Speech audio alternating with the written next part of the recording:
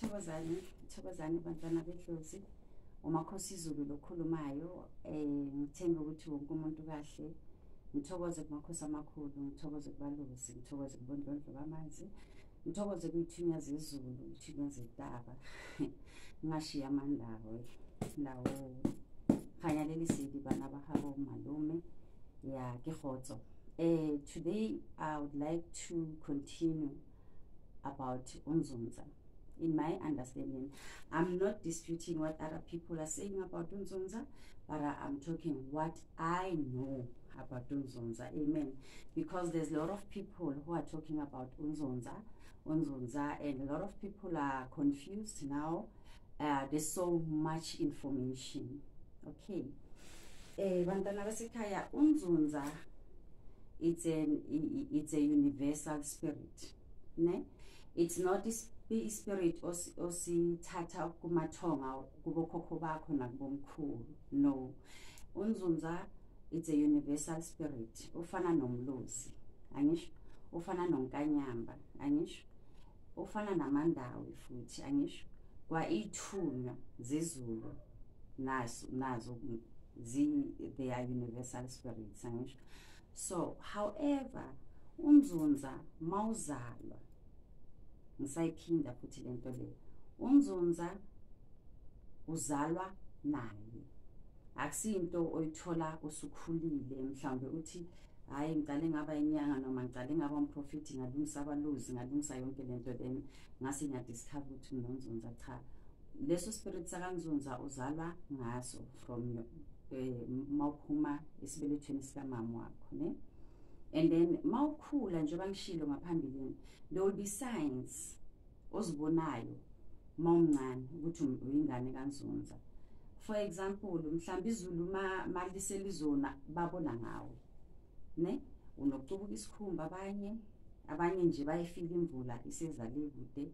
And umuntu wakhona nje umntwana ozothanda ukuba yi-one esikhathini esiningi angabi nabangane from primary school, umuntu nje ohlala aku-isolation ayi-one. Ama-sign amanye wabantwana boNzuza.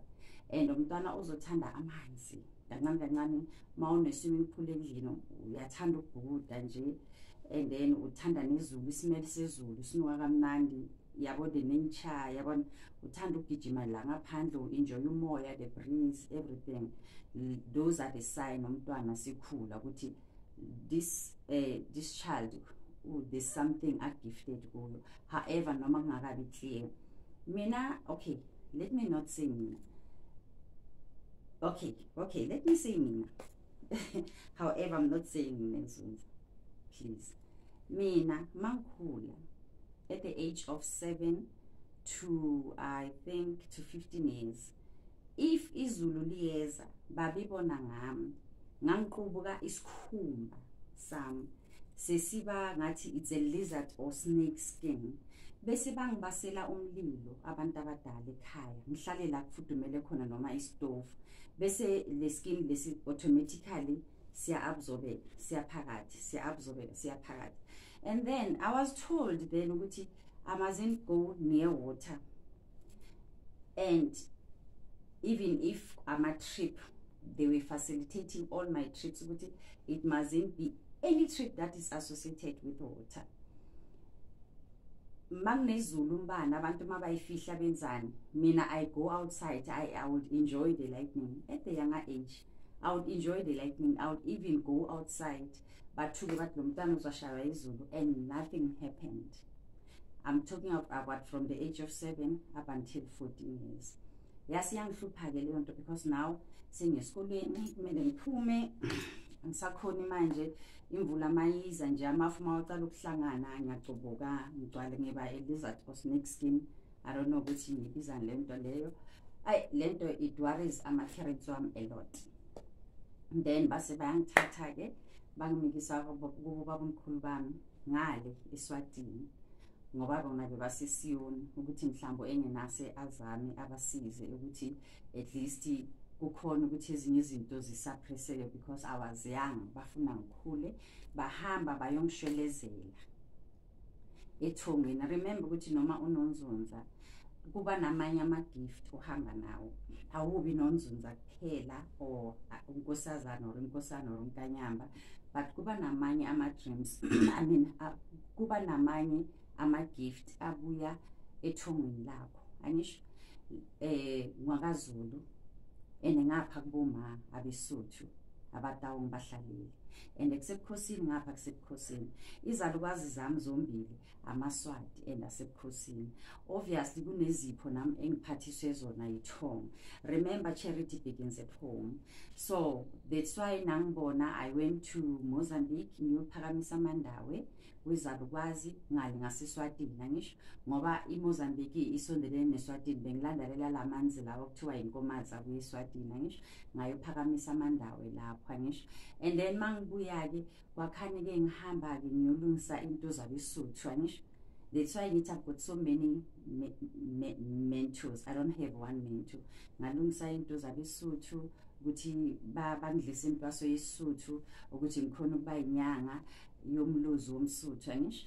And then mangiceda-ke akusidala bengihambile ngiyolungisa amakhosi, angisho ngoba abomkhulu bami ngapha kubobaba amaZulu, naye ukuthi hamba kanjani.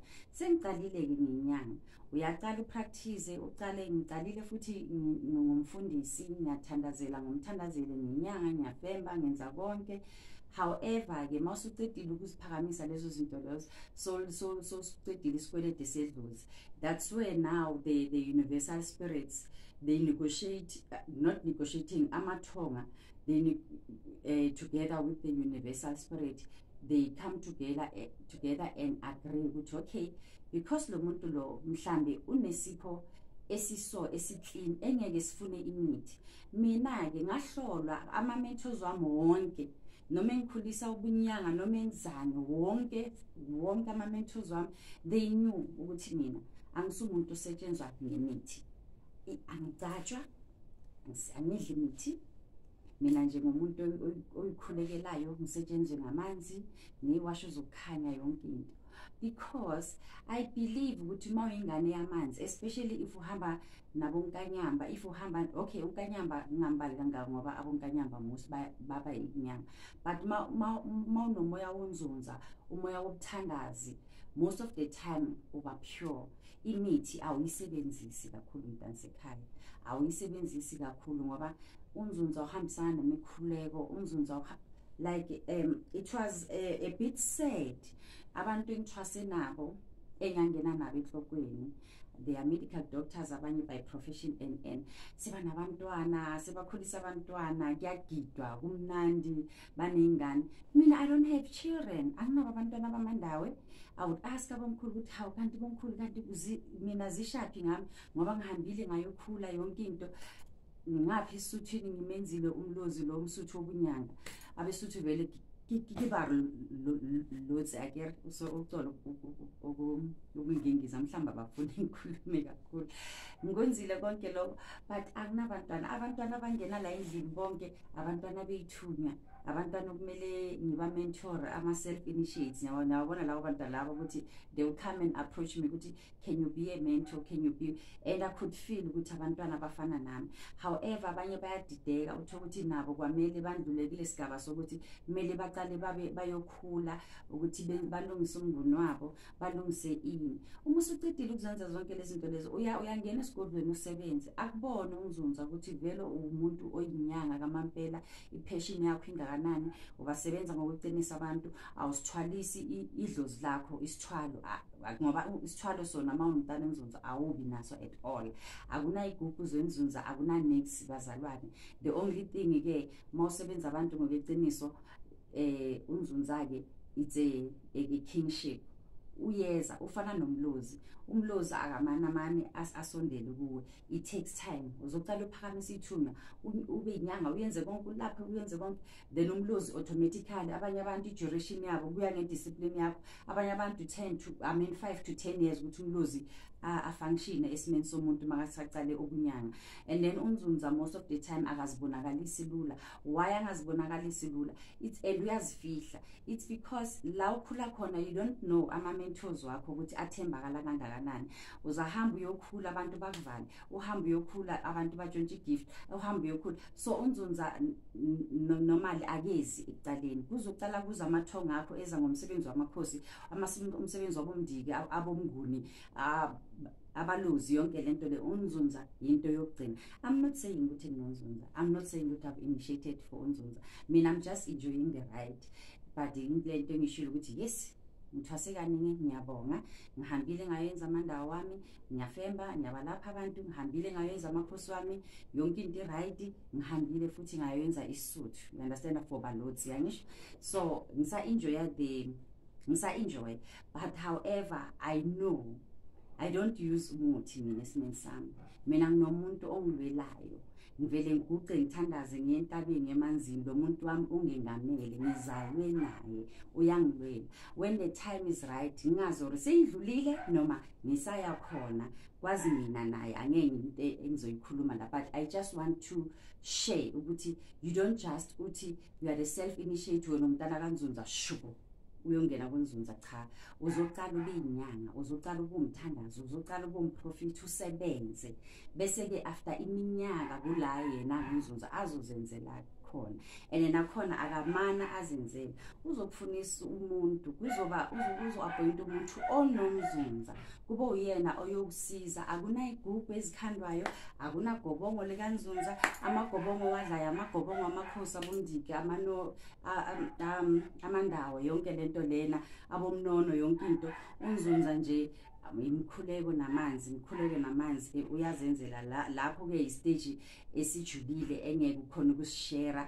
Abantu abanomzunza bayazi ukuthi into isozijulile azishare. But what I'm trying to say, ngitshela istage zokuthi identify ukuthi uNzunza. Yes, uNzunza uzibona usesemncane ukuthi naye awuhamba upepereza ukuthi naye. Ma apologies, I'm not saying naye or anginaye, but mina sengitshela ukuthi the experience I had, my parents knew ukuthi I'm spiritually gifted ngeyithunya zezulu nangeyithunya zamanzi at the age of 7 years.